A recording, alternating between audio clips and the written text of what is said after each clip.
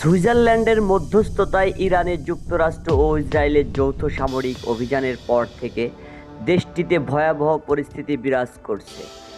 এ পর্যন্ত ইরানে নিহত হয়েছেন অন্তত 550 জন, ক্ষতিগ্রস্ত হয়েছে দেশের 131টি শহর। মার্কিন সামরিক বাহিনী জানিয়েছে শনিবার থেকে এখন পর্যন্ত ইরানের 1000-এর বেশি গুরুত্বপূর্ণ লক্ষ্যবস্তুতে হামলা চালানো হয়েছে। ইরানের ভূগর্ভস্থ সুরক্ষিত সামরিক স্থাপনাগুলোতে বোমা হামলায় ব্যাপক ধ্বংসযজ্ঞ হয়েছে। লণ্ডভণ্ড হয়ে গেছে বহু নগর ও সামরিক অবকাঠামো। অন্যদিকে ইরানের পাল্টা হামলায় মধ্যপ্রাচ্যের বিভিন্ন অঞ্চলে ব্যাপক ক্ষয়ক্ষতি হয়েছে। কুয়েতে বিধ্বস্ত হয়েছে একাধিক মার্কিন যুদ্ধবিমান ঘাঁটি।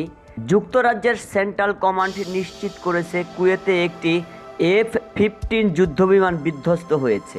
এছাড়াও সৌদি আরবের আরামকো তেল স্থাপনায় ড্রোন হামলার ফলে বন্ধ হয়েছে দেশটির প্রধান তেল শোধনাগার। ওমান উপকূলে একটি তেলবাহী ট্যাঙ্কারে হামলার প্রাণ হারিয়েছেন একজন নাবিক। ইরান, কাতার, বাহরাইন ও সংযুক্ত আরব আমিরাতেও ইরানের হামলায় ব্যাপক ক্ষয়ক্ষতির খবর পাওয়া গেছে। সংঘাতের আগুন ছড়িয়ে পড়েছে পুরো মধ্যপ্রাচ্যে। এদিকে ইরান হামলার জেরে হিজবুল্লাহ ইসরায়েলে পাল্টা আক্রমণ চালিয়েছে। লিবাননে ইসরায়েলি বিমান হামলায় নিহত হয়েছে বেশ কয়েকজন। ইরানের তথ্য নিরাপত্তা বিষয়ক প্রধান অলি লারিজানি জানিয়েছেন দেশটির এখন কার্যত যুদ্ধ পরিস্থিতির মধ্যে দিয়ে যাচ্ছে।